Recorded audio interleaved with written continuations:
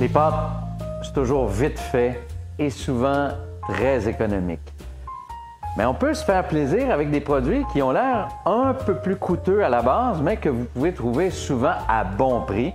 Ça fait son effet, toujours aussi savoureux. Je vous propose aujourd'hui, maintenant, une pâte tiède. J'aime beaucoup ça, donc mi-cuit de fruits de mer. On va utiliser une pâte courte et on va cuisiner des crevettes nordiques et des pétoncles de baie.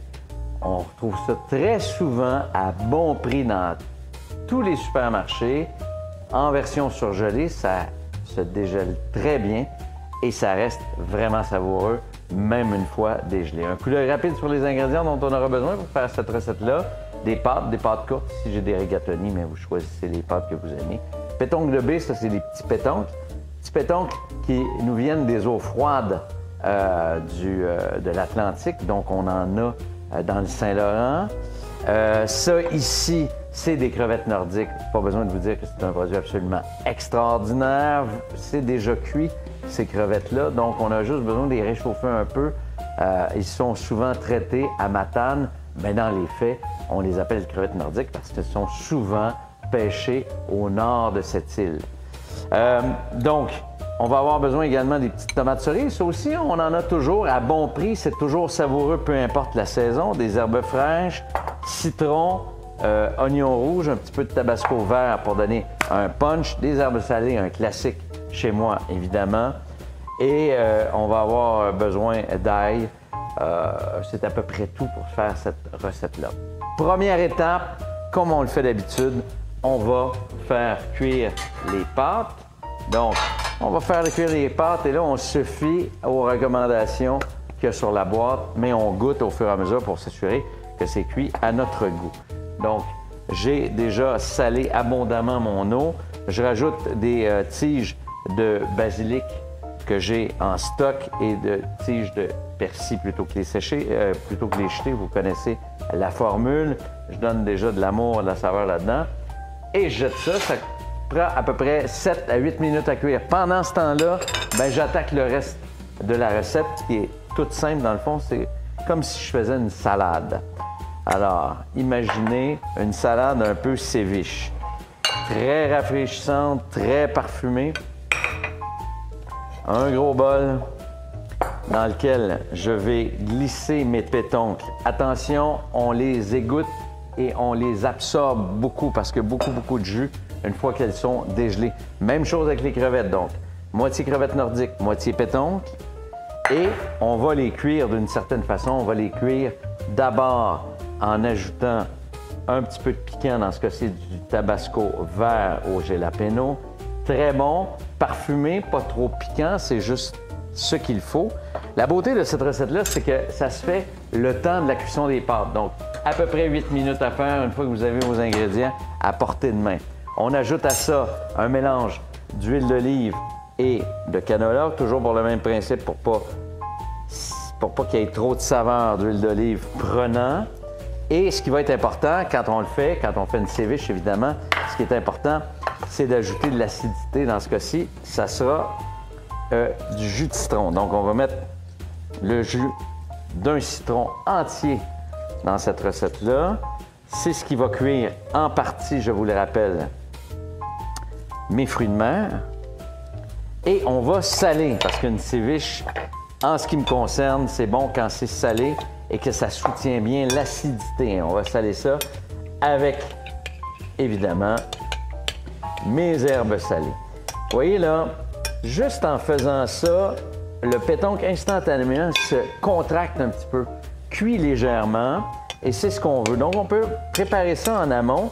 Je dis qu'on fait ça pendant qu'on fait cuire les pâtes, mais on peut faire ça un peu avant pour laisser le temps au pétoncle de un petit peu cuire au contact du citron, évidemment.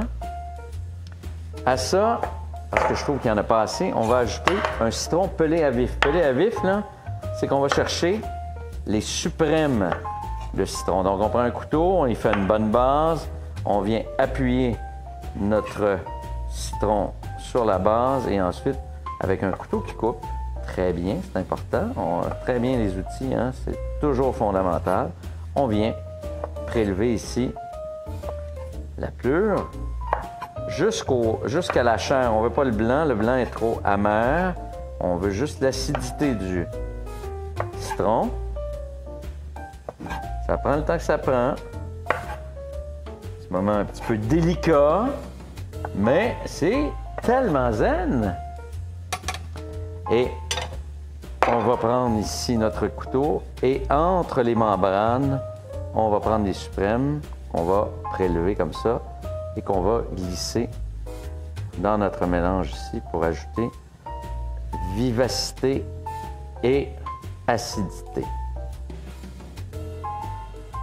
Et on fait ça au-dessus du bol parce qu'on ne veut pas perdre le précieux jus de citron qui va alimenter notre séviche ici.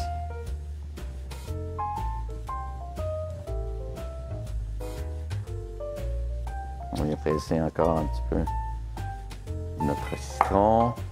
On brasse délicatement et on voit ici que la magie opère, les chefs. Miam, miam, miam. Un coup d'œil sur mes pâtes. On a encore le temps. On a le temps de poursuivre notre recette. Alors à ça, on va ajouter une bonne trentaine de tomates cerises qu'on va couper en deux. Évidemment, je vous invite à choisir des tomates cerises ou des tomates raisins, comme vous voulez, de couleurs différentes parce que c'est attrayant. Et qui dit couleur différente dit forcément goût différent. Donc, il ne faut jamais cuisiner plate. Il faut toujours penser à ajouter un maximum de saveur à ce qu'on cuisine. Et en faisant ce mélange-là tout simple, ce calcul-là tout simple de varier les couleurs, forcément, on varie les saveurs aussi et on rend ça meilleur. Donc, on va prendre le temps de couper en longueur la tomate pour bien emprisonner les pépins à l'intérieur, en plein milieu du pédoncule, pour que quand on va manger notre pâte, ça va éclater en bouche et ça va livrer sa saveur toute sucrée qu'on aime beaucoup de ces petites tomates cerises-là. Un véritable bijou. Moi, j'en ai toujours à la maison. C'est bon à l'année et on en trouve à peu près partout. C'est comme un petit moment d'été en plein hiver. C'est toujours intéressant. Ça me permet également de touiller mon mélange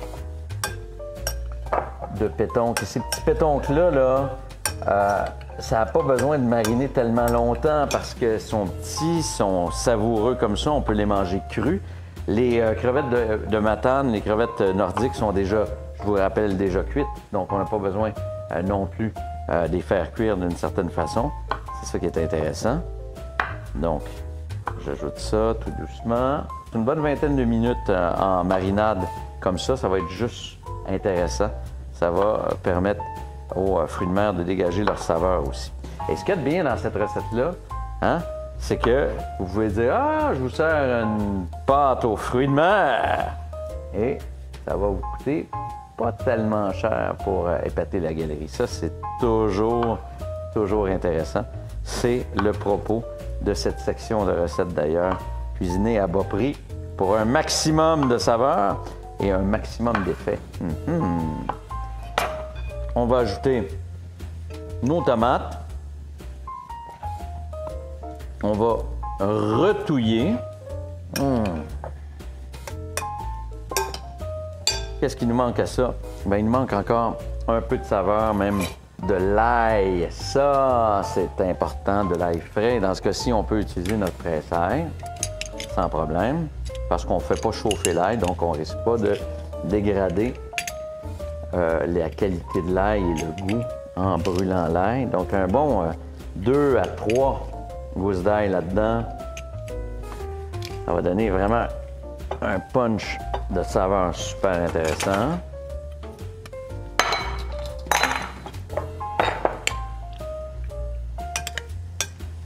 Oh, évidemment, vous ne pouvez pas sentir, mais est-ce que ça sent bon? Et on n'a même pas ajouté nos herbes fraîches, c'est-à-dire persil plat, basilic. Ça là, des jumeaux de goût. Un mariage extraordinaire de saveurs. Alors, on va venir ciseler ça.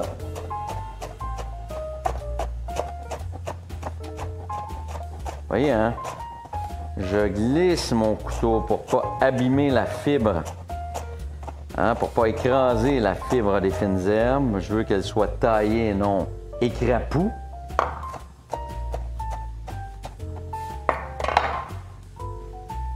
Quand je vous parlais d'une salade, c'est ça, hein? Vous voyez que ça commence à ressembler à une salade. À ça, on va ajouter oignon rouge. Pourquoi oignon rouge? Bien parce que l'oignon rouge est parfumé, joli. Prenez le temps de tailler ça très, très finement avec un bon couteau.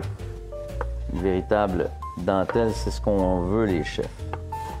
Regardez, là, c'est mince, mince, mince, c'est ce qu'on veut. Très important.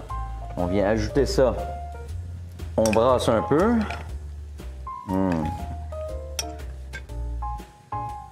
Vous aurez compris, donc, qu'on va mettre nos pâtes chaudes là-dessus et que la deuxième cuisson, ça va être la chaleur des pâtes, la chaleur résiduelle qui va venir apporter une dernière cuisson. Mais avant ça, je vous avais pas parlé de mon parmesan. Je vais mettre du parmesan dans ce mélange. Pecorino, ça pourrait être très, très bon aussi. Regardez, ça commence à faire une espèce de mélange très sauceux, si vous me passez l'expression. Mes pâtes sont égouttées. Il reste un peu de cuisson dans le fond, c'est bien correct. Alors, je vais ajouter mes pâtes chaudes à ce mélange-là. Hein, regardez la chaleur. Évidemment, vous comprendrez que ça va cuire un peu, ou en tout cas réchauffer le reste de nos fruits de mer. Et là, on vient touiller doucement, comme ça. Là, je vous dis une trentaine de tomates. Si vous voulez que ça soit plus tomaté, vous gênez pas, vous en ajoutez des tomates. On va juste les affaisser un peu, mais ils vont quand même rester un peu croquantes. C'est ça qui va être super intéressant. On peut ajouter un petit peu d'eau de pâte, si vous voulez. Parce que l'eau de pâte, évidemment, c'est très savoureux. Si vous y avez donné de l'amour en amont. Refromage. On s'en garde pour la garniture. Vous savez quoi? C'est prêt. C'est prêt maintenant. Vous dire jusqu'à quel point c'est simple. Faire ça dans un beau bol creux. Dans un bel élan de fraîcheur. Évidemment, les herbes, l'huile, l'ail. Tout apporte sa touche. Crevette ici. On termine avec juste un petit peu de parmesan et une feuille de basilic si vous en avez une à portée de main. Feuille de persil. Zeste de citron. Poivre du moulin. Le tour est joué, les chefs. Économique, savoureux, pratique, simplissime et presque express.